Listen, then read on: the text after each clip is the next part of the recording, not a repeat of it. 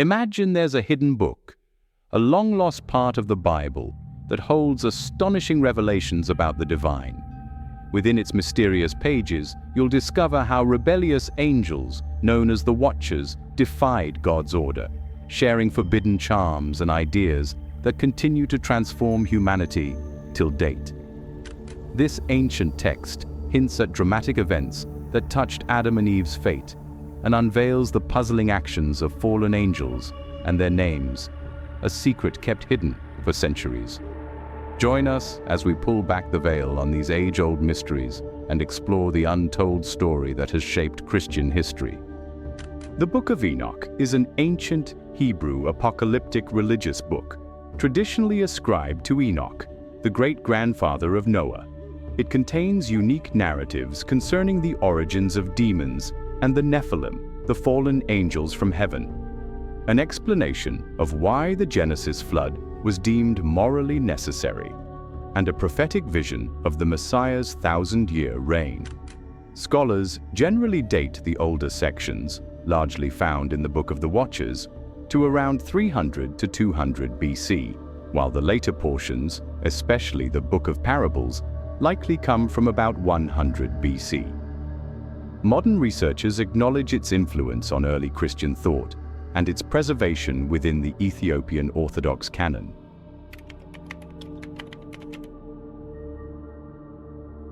In this famous non-canonical text, Enoch explains that angels were created on the second day of creation and appointed to distinct roles.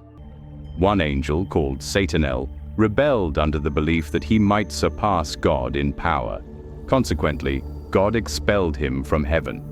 The rebellious angels, led by Azazel, are variously known as Watchers, Grigorians, or Bene Elohim in Hebrew.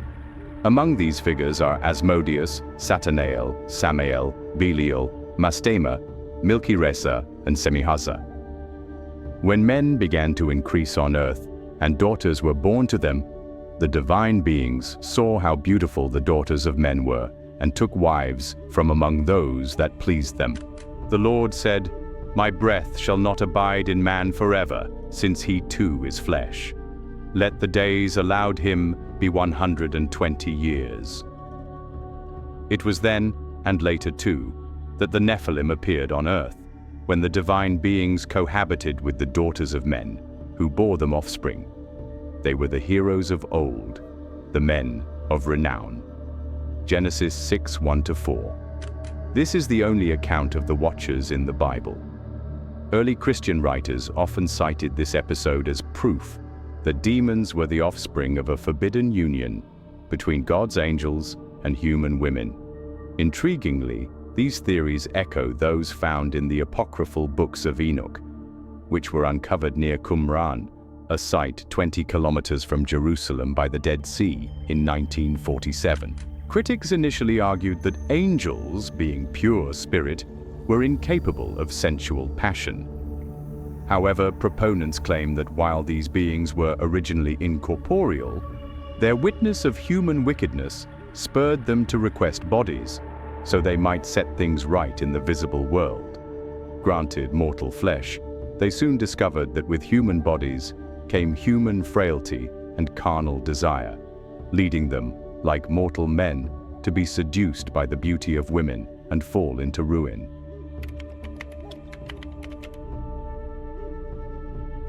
In 1 Enoch 69:4-12, a unique list of fallen angels is presented, names not found elsewhere. Yekon, one who misled all the children of the angels, brought them down upon the earth, and perverted them by the daughters of the people. Asbel, one who gave the children of the holy angels an evil counsel and misled them so that they would defile their bodies by the daughters of the people.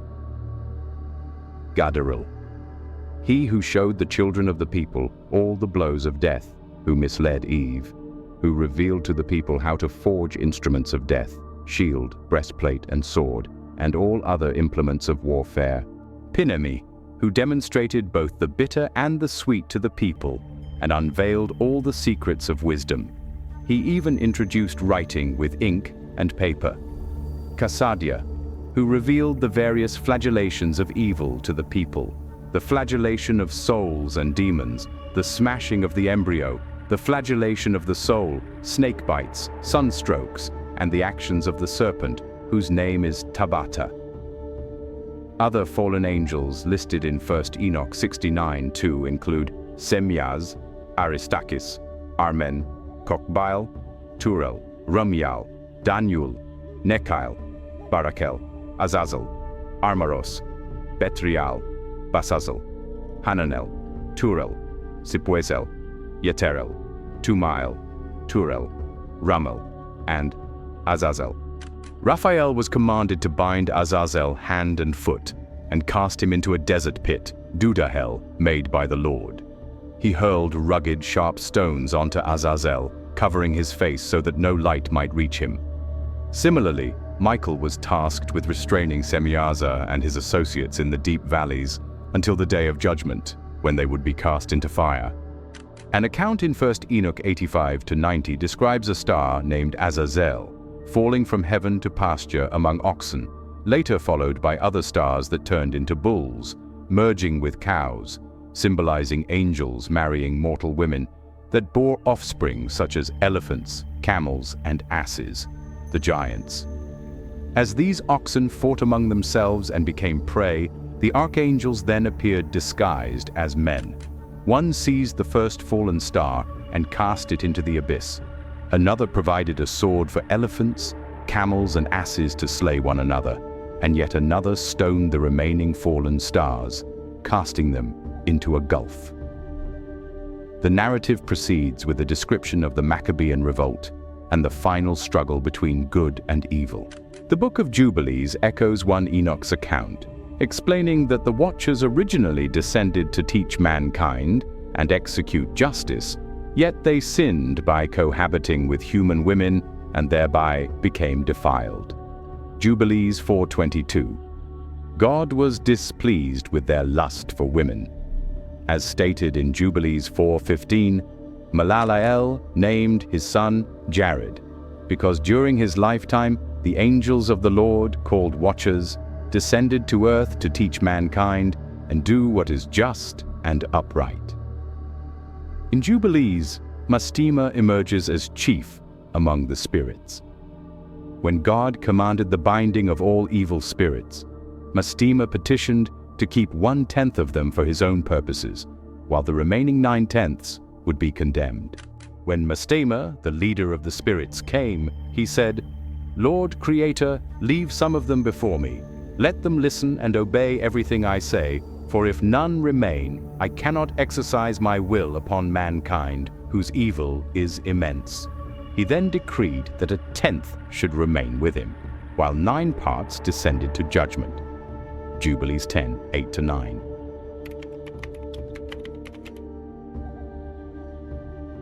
Second Enoch supports the biblical theme that angels fell due to pride and their unwillingness to submit to humankind. But one of the archangels deviated from his order, along with those under his authority. He conceived the impossible notion of raising his throne higher than the clouds above the earth, aspiring to be equal in power to me. Thus, I hurled him from the height, along with his angels. He was condemned to ceaseless flight above the bottomless. 2 Enoch 29:4-5. In his envy, Satanael chose to misguide Adam, even as he knew his own guilt. When his scheme succeeded, God cursed evil and ignorance, implying that it is human ignorance of its own nature that lies at sin's root, not merely Satanael's actions. And the devil understood my desire to create another world so that all might be subjected to Adam on earth, to rule and reign over it. The devil, from the lowest places and now a demon, Sotona, for his name was Satanael, became distinct from the angels. His nature remained unchanged, but his thoughts shifted. He became aware of his condemnation and past transgressions. Thus, he devised a plot against Adam. In this guise, he enters paradise and corrupts Eve, though he does not approach Adam directly. Because of her ignorance, I cursed them. Those whom I had blessed before were spared, and neither mankind nor the earth nor any other creature was cursed except for man's evil fruit-bearing. Second, Enoch 31, 3-7. The books of Adam and Eve recount how Satan, originally depicted as an angel of God, tempted and caused the fall of Adam and Eve. When Adam was created in God's image, and Michael commanded the angels to worship him, Satan refused on the grounds of Adam's inferiority and youth. He claimed that Adam should instead worship him. Consequently, Satan and his dissenting angels were expelled from heaven, and Satan resolved to bring ruin upon Adam and Eve. I cheated thee, and with a heavy sigh, the devil spake. O Adam, all my hostility, envy, and sorrow are for thee, for it is for thee that I was expelled from my glory, which I once possessed among the angels in heaven, and for thee was I cast out upon the earth. Adam replied, What dost thou tell me? What have I done, or what fault have I committed against thee? Since thou hast inflicted no harm upon us, why pursue us? The devil answered, Adam, it is for thy sake that I was hurled from that place. When thou wast formed, I was expelled from the presence of God and banished from the angels' company. When God breathed life into thee and fashioned thy likeness in his image, Michael brought thee forth and commanded us to worship thee, and God declared, Here is Adam, made in our image and likeness. Michael then summoned all the angels, saying, Worship the image of God as the Lord commands. Though Michael worshipped first, he later bade me, Worship the image of God the Lord, to which I replied, I need not worship Adam. Persisting in his urging, Michael's plea met my defiant response. Why should I obey? I shall not worship an inferior, for I existed before Adam's creation. It is his duty to revere me. When the angels under me heard this, they refused to honor Adam. Michael then proclaimed, Worship the image of God. If thou refuse, the Lord's wrath shall be upon thee. I retorted, If he is wrathful with me, then I will set my throne above the stars of heaven and aspire to the highest. Thus, God's wrath fell upon me and my angels, and on account of Adam, we were expelled from our heavenly abodes onto earth, our former glory lost, replaced by grief as we beheld Adam in luxury. With guile, we caused his expulsion. Vita Adai et Eve 12:16. Another account involves Samael's role in Abraham's trial. Samael, accusing Abraham of selfish piety, sought to dissuade him from sacrificing his son Isaac, and even tempted Isaac to oppose the divine trial. When Abraham's loyalty prevailed, Samael retaliated by claiming Isaac was slain. Sarah, stricken by grief and terror, soon died. In the books of Adam, a figure called Yahweh presented the demiurge as a devious, inferior deity, suggesting that while the true creator remains hidden, the devil emerged as mankind's inadvertent savior.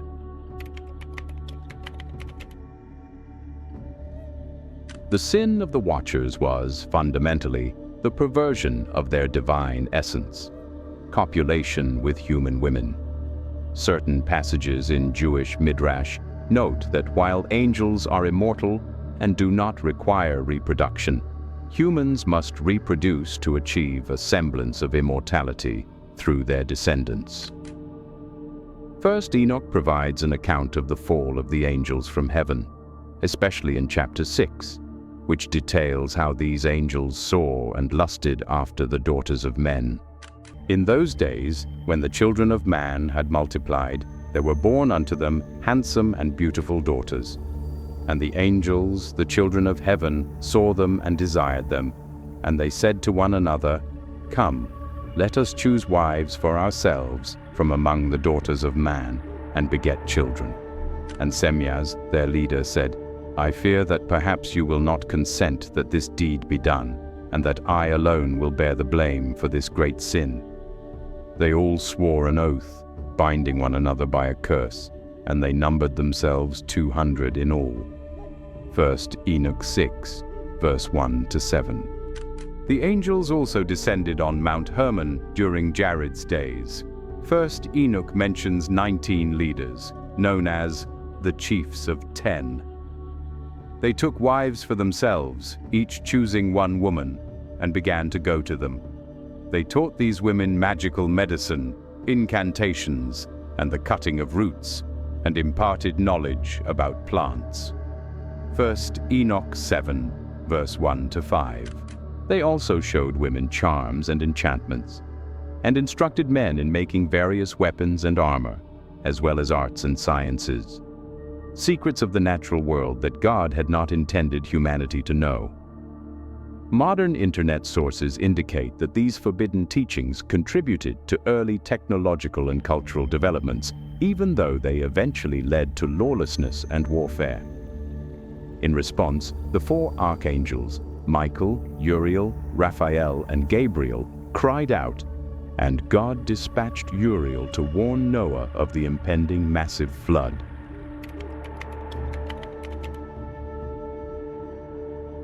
The offspring of the union between the Watchers and human women became giants, known as the Nephilim, allegedly 300 cubits tall. They were eventually eliminated by God's decree, much like the titanic figures of Greek mythology or the fire giants in Norse lore. And the women became pregnant and gave birth to great giants whose heights were 300 cubits. These giants consumed the produce of all the people until the people detested feeding them. Thus, the giants turned against the people in order to devour them. 1 Enoch 7:1 to 5. For it was because of these three transgressions, fornication, uncleanness, and injustice, see Jubilees 7, verse 20, that the flood came upon the earth. For the Watchers had committed illicit intercourse with women, choosing freely whomever they desired, and perpetrating the initial acts of uncleanness. They fathered the Nephilim. Jubilees 7, verse 21 to 22. The race of giants perished in the flood, their disembodied souls roaming as demons. These spirits, although not material, have tormented humanity ever since, destined for punishment only on the day of judgment, unlike the Watchers, who face retribution both before and during that day. Now the giants, born of the union of spirit and flesh, shall be called evil spirits, for their dwelling is both on and within the earth. Evil spirits emerged from their bodies. From the moment they were created, they became Watchers. Their origin is purely spiritual. They shall turn evil upon the earth and be known as evil spirits. While the dwelling of celestial beings is heaven, the abode of earthly spirits is the earth. The giant spirits oppress one another, falling, corrupting, and causing sorrow, for they neither eat nor drink nor face obstacles. These spirits will rise against the children of the people and against women, for they emanated from them. 1 Enoch 15, verse 2. Enoch also mentions a group called the Grigori, akin to the Watchers, whose prince is named Satanael. In contrast to earlier accounts, only 3 angels descended to earth to take wives and beget giants. These are the Grigori, who, with their prince Satanael, rejected the Lord of Light. After them came those held in great darkness on the second heaven. 3 of them descended to Hermon, breaking their vows on the hill's shoulder, where they beheld the daughters of men, took wives, and defiled the earth. Throughout all their ages, they wrought lawlessness and intermingling. Giants were born, and there ensued tremendous enmity. Therefore God judged them with harsh judgment, and they wept for their brethren, destined for punishment on the Lord's great day. 2 Enoch 18, verse 3 to 4.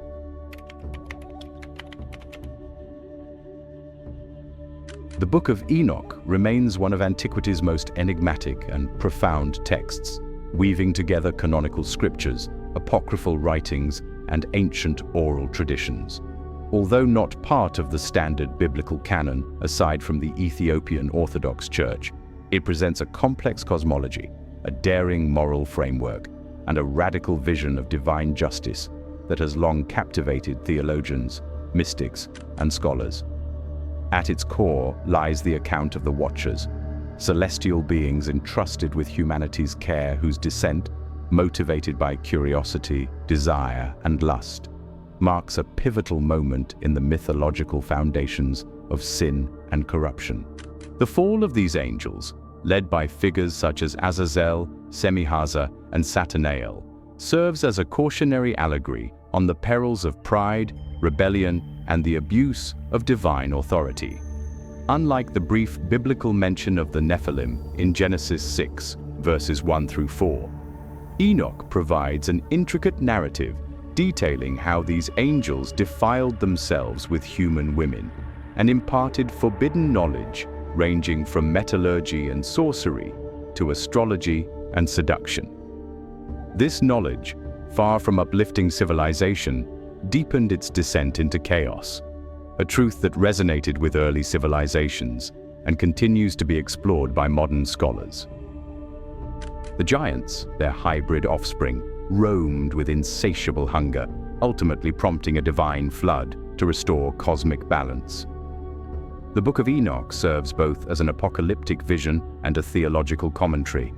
It challenges the clear-cut dualities of good and evil by portraying fallen angels as tragic figures undone by envy and flawed intentions, thereby humanizing the divine and elevating the tragedy inherent in cosmic order. Its intertextual links to Jubilees, Genesis, 2nd Enoch, and the books of Adam and Eve reveal a vast, shared mythos influential in Second Temple Judaism and early Christianity. This mythology, echoing in the legends of Prometheus, the Titans, Norse fire giants, and the Grigori, continues to prompt reflection on the nature of obedience, free will, and the balance between divine and mortal realms.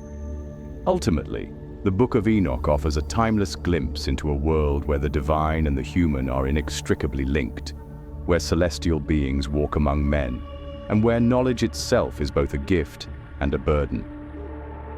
Thank you for joining me on this in-depth exploration.